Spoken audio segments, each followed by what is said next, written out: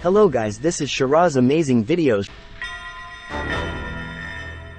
Review of the Bentley Continental GT. The Bentley Conti GT improves after going hybrid. Newfound balance and dynamism combined with outstanding waftability. Appropriate things. The epitome of a luxury GT, with its well-integrated hybrid and sheer dynamic capability and balance. Inappropriate things. It's now much heavier and more costly. Don't even for a moment believe the CO2 claims. Preview. The best Grand Tourer in the world. More dynamic than it has ever been. Over the years, we've heard this a lot. Bentley has been improving the Continental GT's sporting attributes ever since it debuted the model to opulent consumers in 2004. The comfort stuff it has always done brilliantly, but the original, with its enormous 6.0-liter twin-turbo W12 mounted atop the front wheels, was a nose-heavy motor. It was sharpened over the years, but a powerful 2-ton 4WD coupe can only do so much. The brand new vehicle that debuted in 2018 had a more rakish profile and handling to match, but even with Bentley's greatest efforts, it remains somewhat heavy and blunt under pressure. Batteries have arrived and the W12 is no longer there. I think so, but there are a lot of things to consider. But let's start with the negative. The 650 bhp W12 speed was the most handling-focused version of the previous Conti GT. With the capacity to deliver more power to the rear wheels for aggressive, smoky drifts, it debuted in 2021. The weight remained at 2,273 kilograms. The new one weighs nearly 200 kilograms more. Due to batteries, it is now a plug-in hybrid, with a lighter twin-turbo V8 in the nose in place of the W12. And the batteries located in the back to even out the vehicle's uneven weight distribution, which is 49 to 51 at this moment. Yes, the weight is distributed more evenly across the rear wheels than the front ones. Although the V8 has long been offered as the entry-level Conti GT, we actually say that the W12 has been superseded by the V8. This model isn't inexpensive. It is, in fact, the most powerful Bentley road car ever, with an e-motor producing 187 horsepower and 584 horsepower from internal combustion positioned between the engine, a brand new V8, and an 8-speed twin-clutch gearbox. Thus, a total of 771 horsepower. And even with that pushing against 2,459 kilograms, this car can reach 60 miles per hour in 3.2 seconds from a standing start. That's one interpretation of it.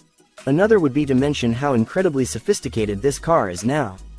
It has torque vectoring, an electronic diff, twin-chamber dampers, and 4-wheel steering underneath.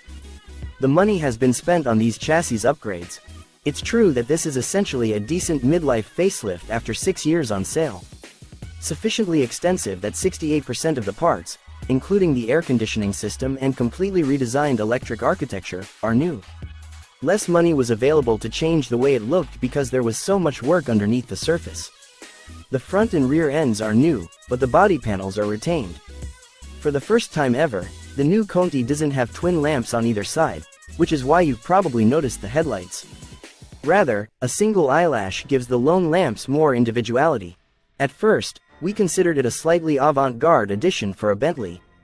However, we later realized that most of Bentley's global clientele now views it that way. No, thankfully. The 6-cylinder engine of the Bentayga hybrid is paired with a smaller battery that is not capable of self-recharging while driving. This is far more thorough, and the claimed range of 50 miles is made possible by the 25.9 kWh battery, 22.0 kWh usable. Since there is still no fast charging, the best you can hope for is 11 kilowatts, 2.45 hours on a home charger. However, Bentley has realized what we all suspected. E-charging isn't a luxurious experience, so most people only bother doing it at home. They can state that this 2.5-ton coupe emits 29 grams of CO2 per kilometer thanks to the hybrid. Poppycock. Uncertain. The official line as of right now is that no non-hybrid is planned. However, something else will need to be planned. The one with the badge, Speed, is usually the fastest Conti GT. To get the entry ticket below the £236,600 that this one costs, you would have to assume that a less expensive one is eventually in the works. Or perhaps not. Other high-end brands have reduced their production quantities and increased their sticker price to generate demand and strengthen their residuals. Bentley might feel obliged to follow suit. To learn more about this, go to the buying section. As an aside, Here's a fun fact for you. Bentley plans to produce its 100,000th Conti GT early in 2019. Starting with the internal foes in addition to the coupe, the GTC Speed convertible is a hybrid. Additionally, the Flying Spur sedan will soon get the same engine and cosmetic upgrade. There are no other two doors that compare to this one in terms of comfort over long distances. This is a more relaxing vehicle than the Aston DB12, which has a busier and more cramped cockpit. Nor is it any other purported GT, which all emphasize their sporting prowess rather than their refinement, from the Maserati Gran Turismo and Ferrari Roma to Porsche's 911 Turbo. Well, no, this is the best handling Conti GT there's ever been. It does a fantastic job of hiding its weight and maneuvering through tight spaces in a way that shouldn't be feasible for anything weighing more than 2 tons. Driving this car is incredibly satisfying and flattering. However, it lacks the excitement of those rivals. Compared to the Bentley, they are louder, more gregarious, responsive, and nimble. Still, things aren't much better with these new dampers. And not how you would imagine. Our favorite feature of the new Conti's driving experience is probably its pillowy, downy ride.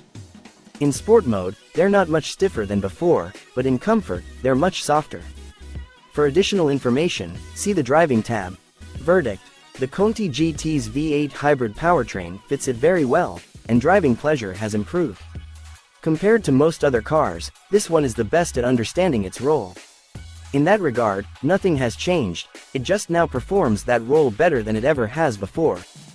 The V8 hybrid powertrain is a great fit for the Conti GT, and driving enjoyment has increased. While it is faster, the real highlights are the power and responsiveness of this vehicle. We don't see the Conti GT winning over many unsuspecting new customers because the role hasn't changed. Basically, neither have the looks. While some may be happy about the switch to hybrid vehicles and low tailpipe emissions, others may lament the W12's demise. That would be incorrect because this hybrid V8 is an all-around better engine. And it's the best car it has ever been right now.